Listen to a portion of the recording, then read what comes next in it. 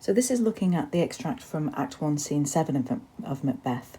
And you can see that it tells you that at this moment in the play, Macbeth has left the banquet and he and his wife are holding for Duncan, and his wife has come to find him.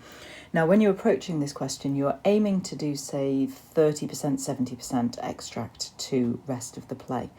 But you can get a lot of your close reading from the extract itself.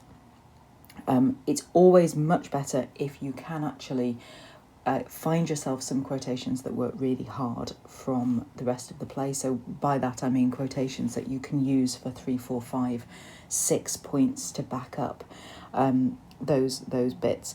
But you've got a way into the question from that extract that's been chosen specifically for the theme of the question.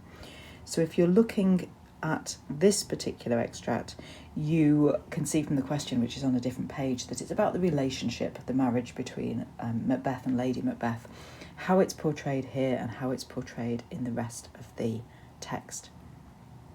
So this video presupposes that you've been through the extract, you know what the extract means in terms of its kind of literal meaning, its story points, and then picks up from there. So really it's just to check you can understand my handwriting on the notes. So starting in, look at the idea of the repetition of he. Obviously they're talking about Duncan. They're not willing to name him, but both understand. So you've got this idea of the fact that they are both complicit. And if you're complicit in something, it means that you have been working together to actually usually kind of achieve some sort of dodgy or criminal or underhand means. If you think of a complicit, it kind of links there. And they're talking about Duncan, so he has almost said, why have you left the chamber? You kind of tend to be in charge if you're asking questions. So in terms of the power dynamic, you've got Lady Macbeth, who is kind of taking that interrogatory tone with Macbeth initially. Now, Macbeth's kind of questions, if you look at the difference in how they're questioning each other, Lady Macbeth's "why have you left the chamber?" and "know you not he has" are both kind of questions of someone in control. You know, why have you done this? And this idea of the kind of element of rhetoric that of course he's asked for you. Whereas Macbeth is less certain of what's going on. And his question reveals he's sort of slightly more nervous. So you can use those questions to look at the power dynamic. Macbeth then, his short sort of end-stopped statement, you know, "we will proceed no further in this business," is trying to kind of sound more certain, to reassert himself. Even though actually, if you look here, if you know the play, if you can contextualise your extract, actually Lady Macbeth interrupts a soliloquy by Macbeth where he's kind of agonising whether he should go ahead with this or not. So looking at that, you can, just this section, I've thought you can look at Lady Macbeth's practicality, contrast her rhetorical attack to Macbeth's excuses, and then kind of looking at later, there's a little bit of, it reminded me of her idea of "a little water clears us of this deed" versus that quotation you get later on, "will all the waters of," not, Macbeth says something about the tides and kind of not cleaning his hands. You'd have to go and look that up, I'm afraid. It just kind of sprang into my head.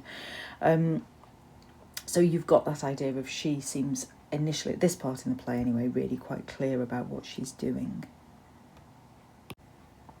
Just looking further down at some of the notes on the extract, you notice that actually the clothing metaphor comes in there and Lady Macbeth picks up on that.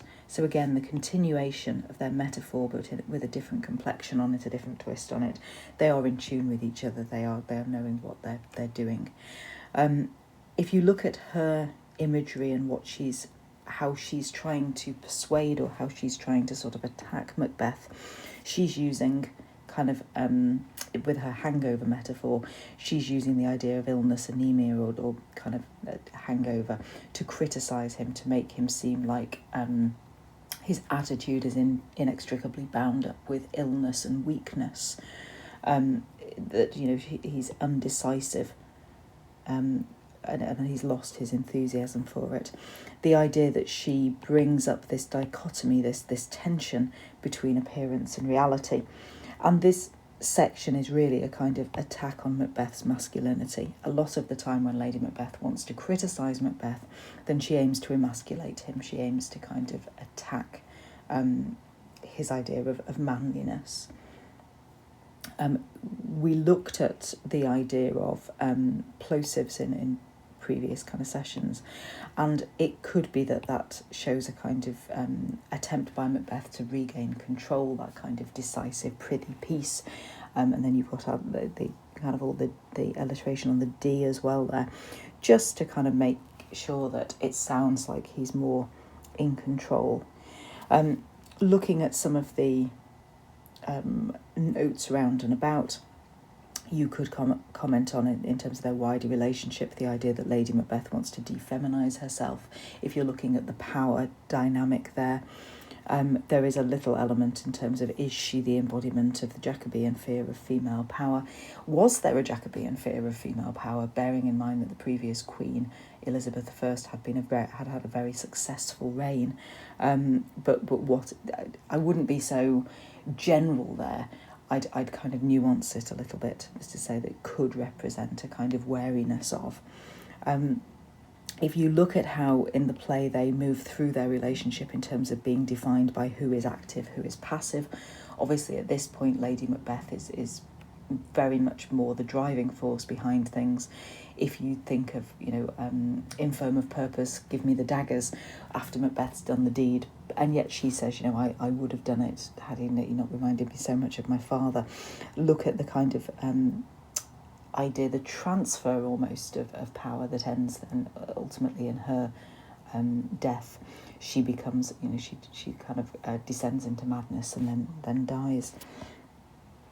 You can look at the idea that they have a shared linguistic framework, that they are using kind of imagery of hell and diabolism, just to kind of give an idea of what they're all about. And the other points that are on here, looking later, I talked about Lady Macbeth's descent into madness. She's reduced to that idea of the parody of the nursery rhyme, that Thane of Fife had a wife, when she's being haunted by the idea of what's happened in the slaughter at Macduff's castle. Macduff refers to Macbeth as a dead butcher, Lady Macbeth as his fiend-like queen. Is there something you can do to kind of encapsulate their relationship using those Macduff quotations? If you have it, and I would recommend it, the Neil Bowen book on Macbeth on page 135 has a very nice kind of argument about the idea of, is this a dagger being some sort of metaphysical emasculation of Macbeth? It kind of runs the argument that the dagger, the hypothetical dagger he thinks he sees in front of him is some degree of phallic symbol, and what is the tension between Macbeth's masculinity and the act and Lady Macbeth's interference, or Lady Macbeth's part of that. If then just, where I'm kind of spinning round a little bit, these were the other points that kind of caught my idea. If you're looking at the marriage of Macbeth and Lady Macbeth here and elsewhere, there is the quotation, dearest partner of greatness, in terms of how they refer to each other, that idea of maybe equality. There is Lady Macbeth's kind of much commented on, maternal instinct or lack of it.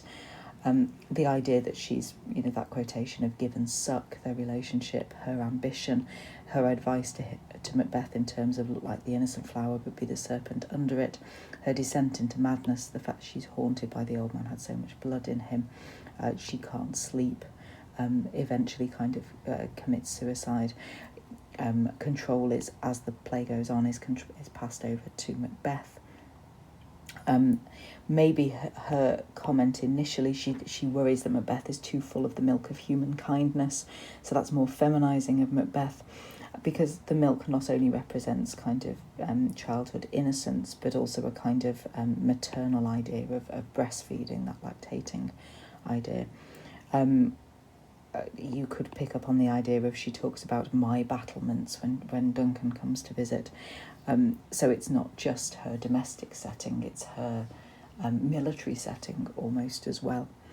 There's quite a lot of material there, and what I'd advise you to do is to make sure you plan your answer before you would start writing it. So have a kind of proper degree of consideration. This isn't a timed piece at this stage. Into, okay, what is my way through going to be? What claims am I going to make about the relationship between Macbeth and Lady Macbeth? And then how am I going to prove it as I go through? You can use the extract in different ways. If you wanted to do a more traditional essay and you've planned that through, you can dip in and out of the extract.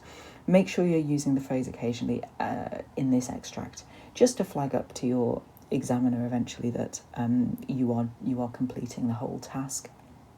But you can interweave what's in the extract in with your bigger argument to do with the play, if you wish to do it like that. Alternatively, you might wish to start with the first 35% of your essay on the extract and then open it out to the rest of the play. I would look at putting in some degree of hypothesis in your introduction. So Shakespeare presents the marriage of Macbeth and Lady Macbeth not only as something which, but also as. And to try and look at dramatic effect and structure, as well as these kind of detailed AO2 points as you're going through. So look at the transfer of power, look at the kind of idea that Lady Macbeth drops out of sight as Macbeth kind of rises up. Trying to use kind of the idea when you're talking about your detailed language analysis of connotations, of talking about metaphor, of talking about questions, of looking at the idea that it's, spell that properly, blank verse, all the way through, the questions, the continuation of the metaphor, her idiom, the plosive alliteration here, the kind of attack she has on him using rhetorical questions. Hopefully that helps, that gives you something to think about. Do let me know if there's anything you need. Okay, bye now.